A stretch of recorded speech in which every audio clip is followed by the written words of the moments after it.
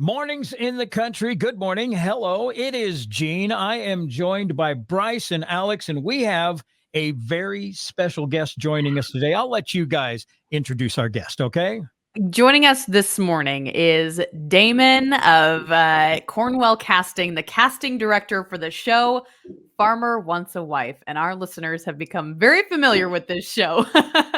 Damon, let's just get familiar with some of the work that you do, first of all, as a casting director. What the heck does that mean?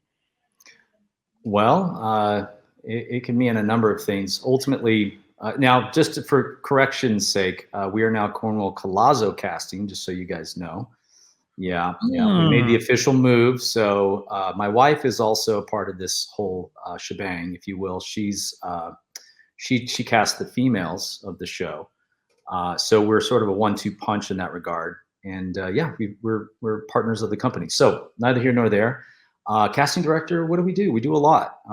We do a ton of things, like convince people to be on shows. Other people want to be on shows that we not necessarily don't want them to be on shows. This show in particular is unique, and I think over the years, casting dating shows is an animal in itself. I mean, you're not doing a game show, which I've done plenty of.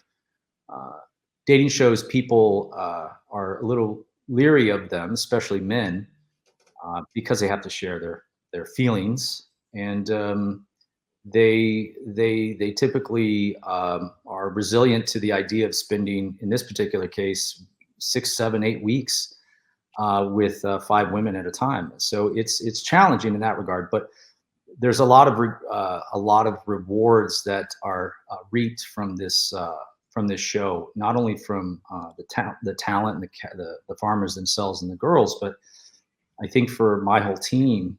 From a casting perspective, it's nice to be able to see 2 people fall in love, potentially have kids, and ride off in the sunset together. That's really rewarding for us. And so, as a casting director, we spend our time searching, looking for these people who make sense for this type of show. We do a lot of matchmaking behind the scenes, which I can get into if you guys are curious about the secret sauce to this show, and why it's been successful from an international standpoint and been so responsible for so many marriages and children. Jennifer Nettles signed on because at first her reaction was a knee-jerk reaction, which was, I don't really do reality. But when she realized that the show has a good heart and ultimately trying to match people up authentically, ultimately it ended up being that she said yes, and she gives the show a lot of gravitas, a lot of credibility, and it makes it easier for us to say, hey, you know who Jennifer Nettles is, and the guys go, well, yeah, I've heard of her. And some guys even put Jennifer as their celebrity crush.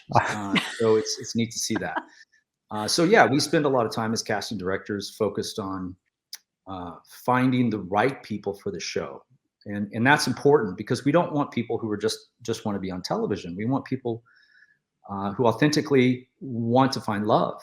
It starts with that. Once we get there, then we can get into the other aspects of, do you fit the show? Do you make sense for it? Do you have the right sensibility about the show? And there's a lot that goes into it, more than meets the eye. We just don't pick these people up.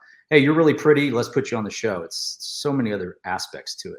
So many variables, and so much blood, sweat, and tears, and man hours put in investing time to making sure we have good matches. Yeah, I want to get into some of that here in a moment, but 2 seasons in so far for Farmer Wants a Wife U.S. version. Internationally, as you were kind of referencing, they've found wild success with this show. I can't remember the exact numbers, but hundreds of marriages, maybe even more than 100 babies at this point. And obviously, you hope this show will do that well here in the United States. Is it tough, though, to find single farmers across the United States that want to pause life for that duration of time and go on this show, invite 5 women back to their home? Is that a challenge from your seat? Yes, very, very challenging. Let's be honest. when you proposition these guys, you say to them, hey, you could meet beautiful women. You give them all the positives, and then you sort of leave that one for the last. When, oh, and by the way, we shoot in September, the middle of your harvest season. How do you feel about that? And I remember I watched the segment where Brandon was talking about how if it wasn't for his dad and his work partner, he would not have been able to do it. So these guys have to come into it with eyes wide open. And I always tell the guys, listen, I'm going to tell you all the good and the bad. I was an actor for many years. I was in front of the camera, and I can appreciate someone who works as hard as farmers do, and they're running a business just as I'm running a business, just so you guys are running a business. So we want to make sure that these guys know that the ins and outs and the ups and downs and the positives and the negatives. And I let them weigh it out, and they can decide for themselves whether this makes sense. But a lot of guys have to decline because they don't have the help. But we do try to provide help. We do help them in any way we can to make it work if we really believe in the guy. And that's something I think when you look at a lot of dating shows, they give them a stipend, when they're on the shows of any show that they go to an island, for example. This show, we're going to their house. Imagine somebody says, hey, we're going to spend 8 weeks in your house. How do you feel about that? Most people are going to freak out. They're not really prepared for that. So we try to prepare them. We try to give them the support they need, but ultimately it is harvest season. Now, some of the guys, it doesn't really matter if they're not a grain guy, or if they happen to be dealing with cattle, or calving season obviously is something that where they make a lot of their money, or potentially make a lot of their money. So we try to balance it out. We try to get some grain guys. We try to get some unique guys. We have, diversity is important, and not just in race or social background, but we want people from all various walks of life in regards to new farmers, to fifth generation farmers, to anybody who is in the ag world. It starts with that, and we work our way through it. But they have to obviously be connected to the agricultural community first and foremost. Yeah, I heard Ty talking about, a farmer is defined by USDA, at least, as anybody who makes $1,000 off their land. So I think it surprises people how all-encompassing the term farmer can be. Maybe not going with some stereotypes that we adopt here across the heartland. I want to get to the heart of the matter, then maybe ask some questions about this past season as you kind of watch things unfold. But people can apply. Our listeners this morning can apply to be on Farmer Wants a Wife. There are single farmers listening. I know that 100% this morning. How can people go about either getting themselves on the show, or if they got a friend or a family member, how can they nominate them? Great question. You can go to farmerwantsawifecasting.com. That's where we will receive your application. There are two options. There's a farmer button that you press, or a single lady button that you press. And ultimately, we receive a lot. I mean, we had an uptick during the reunion. There was an announcement at the very end, and we saw quite a few applications pour in overnight.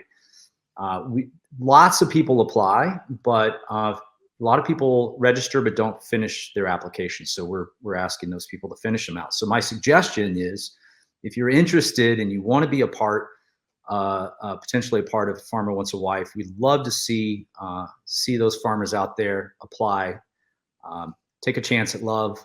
See if we can help you. We really take a lot of pride in helping those farmers out there, those ranchers, those cowboys, if you will, find love. And hopefully Brandon and the guys know that, I was always honest with them as much as I could be. I always told them, I said, listen, don't run down the road in your birthday suit and you'll be fine.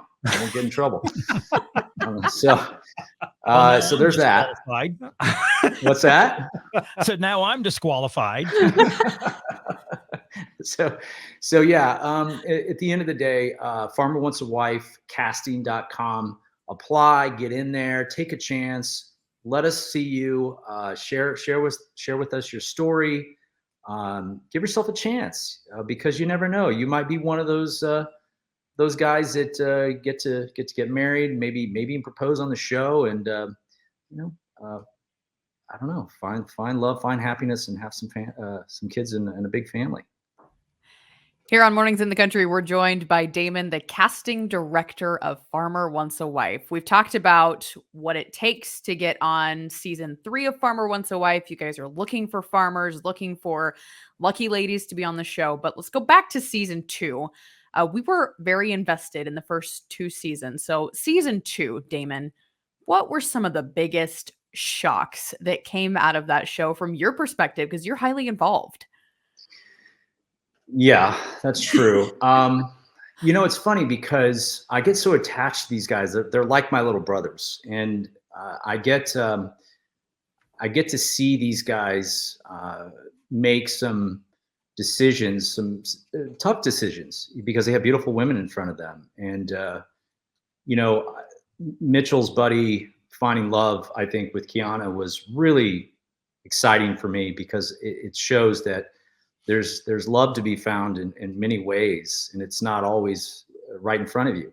So I love that. I love that Mitchell we found very late in casting last year, and he was a delight. He was somebody that I knew was in it for the right reasons. He ultimately knew that if he found the girl that was the apple of his eye, that he would really jump in head first. And so I wasn't surprised too much by that. I would have liked to have seen Ty make a real connection. I was sad to see that. Brandon struggled in midway through, I know, with some of the girls leaving. I wouldn't say that I necessarily saw anything that surprised me. I mean, it's reality television, let's be honest. There's going to be twists and turns along the way, but I really thought Brandon was going to find somebody. I really did. And I know Joy and Reba and that whole debacle was really weighed on him. I don't typically talk to the guys too soon after the show, because I want the dust to settle. I'd like for it to sort of take a little bit of time to take a breather, and then I'll reconnect with the guys. But I'm always liking their pictures and their stories on Instagram, and just supporting them as best I can. They can always call me if they ever need to. But ultimately, I didn't see anything that I wasn't too surprised about, that I was too surprised about. So for me, it was just I was so happy to see Nathan and Mitchell get what they seeked, and that was love, and that was finding somebody they could see themselves with for the rest of their lives. So that was very comforting to me. I wish we were batting 1,000, but I'll take 500. I know Gene has a question, but Brandon just threw me off this season. It was, I think, frustrating is the word I'll use, Damon, because I know so many people like him here where we're at in Nebraska. And you got 5 beautiful women who show up, and you can't make it happen. It just, you got me sucked into reality TV more than I need to be. That's for sure. That's the whole point. I know. All right, I'll shoot my question at you here, Yeah. Damon. I'm curious, when you're doing the casting, from your opinion, which is harder to find? The single farmer that is willing to come on the show, or women who are willing to give this a shot, especially women from larger cities that are willing to maybe possibly move to a farm? Which is more difficult? Good question, Gene. I would say the farmer is typically harder. Generally speaking, the women are much more committed to the process, and because we're going into, we've seen 2 seasons of the show, a lot of the women know what to expect. So yes, do we try to get that city girl to go in there and give it a shot? Of course, there's some light humor there, as we all could foresee and expect, but the farmers themselves are, they have to really want it. They have to really want to make the commitment. And of the 4 guys that were on the show, every one of those guys conveyed that to me from the get-go, that they were very interested in finding love. And it starts with that. And then all the other pieces we can work out. I tell guys all the time, I said, look, we're in this together. We're all working towards a common goal, and that's to find you love. It's not to get you on a show. It's to find you love. Yes. Are we putting you in a position where you're going to be on TV and you have to share your feelings. Yeah, that's probably the hardest thing they have to do. And they have to tell girls like, I'm sorry, but it's, it's not going to work out, or maybe I'm not the right guy for you. But typically speaking, Gene, farmers are the hardest to match up. All right. You mentioned earlier that there is a secret sauce to the show. Share some insights on what the secret sauce is for the men and the women, how you try to mesh those two together, group them up. Like, what does that process look like? It's very unique to, and I've done countless dating shows over the years. We started this company back in 2007, and I've done every iteration of a dating show you can imagine. Some better than others, some I'm proud of, some that, maybe I try to get off my resume, but at the end of the day, it has taught me a lot about what I want to offer someone when they sign up for a show such as Farmer. And when Farmer came along, I jumped at it, mainly because, similar to Jennifer Nettles, I saw a value in that. And what it is and what we do is we spend a lot of time understanding what the guy wants through his application, through multiple interviews, just talking on the phone, and learning about them. And once we settle on our finalists, we'll have a group. Let's just say 10, for example. We'll have 10 guys who are our finalists. Now we have to narrow that down to 4. And what we'll do is we'll share that with the girls that have applied. So we'll go through, we'll interview the girls, and we'll have several hundred girls that we will essentially share and say, hey, who of these guys would you be interested in dating or meeting or potentially you see yourself with? And they get to choose. These women get to pick the guys that they're interested in. They can rank them, or they could say, hey, 1, 2, or 3, these 3 guys are great. I would love to meet any of these guys. So then what we do is we narrow that down and take the girls that chose their first pick. We share that with the guys. The guys can tell you this process, but ultimately what the women are doing is swiping right, theoretically, on the guys that they want to meet. And then we take that group of girls and we share it with the guys. And we say, hey, who of these girls are you interested in meeting? And they pick their, let's say, top 10 girls roughly. So they swipe right on those girls. And then we bring 8 women out to meet each of the farmers. That's the opening episode. And ultimately they get to meet them, speed date, what have you. And then that's when they take the 5 girls home. So that's the quick version. But ultimately what we do is we match these people up on the back end. We are literally putting our thinking caps on and matching up likeness, likes, and common maybe family upbringings, whatever it might be that might give a little bit of a spark and a little bit of an edge in why these people get together. Because it could be culturally, it could be the fact that someone just has interest in the outdoors, whether it be hunting, whether it be just rock climbing, whatever it might be. So any little tidbit that might bond these 2 people together is what we focus on, those little things. No show that I've ever done delves as deeply as this show when it comes to matching the guys and the girls. Hopefully that helps. Okay, before we let you go, a few quick questions we'll throw your way. Who's been your, I'm trying to think of how to ask this, because I don't want to ask you just who's been your favorite farmer, but who's been like the most eligible, like this guy is perfect as a farmer between the last 2 seasons? That's a very good question. I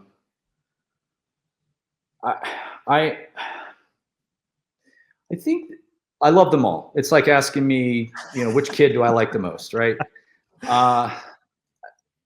Nathan, I really, he told me a story when I first met him about his dad passing away when he was young. And it hit me pretty hard. I lost a parent. My stepmom, but losing a parent is very tough. And I saw a kid who's 23 years old, and I could tell that he had to grow up fast. He took the responsibility to help his family out, to get the farm working. So I really connected with Nathan quite fast. But I have an affinity for all the guys. The guys, Ryan Black, he and I really hit it off from the first get-go. He happened to know one of the guys I'd cast on Joe Millionaire. If you guys ever saw the reboot of that. And so he and I hit it off from a buddy standpoint. But man, I don't know, that all the guys, they're all great.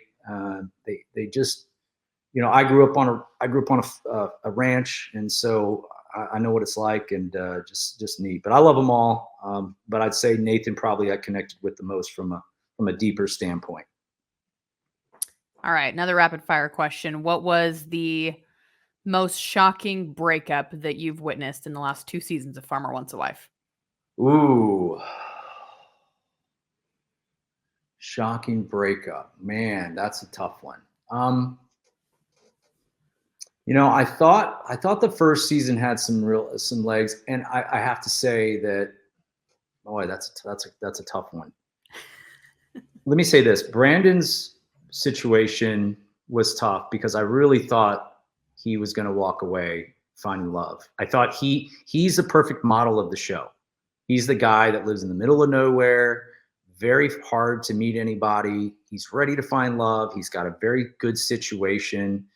So I would say from a standpoint of not finding love, that was the hardest one. As far as if you're trying to get me to give a little bit of the drama stuff, I'm out of that. I don't really do that part of it. I have to keep it, I have to keep it up here.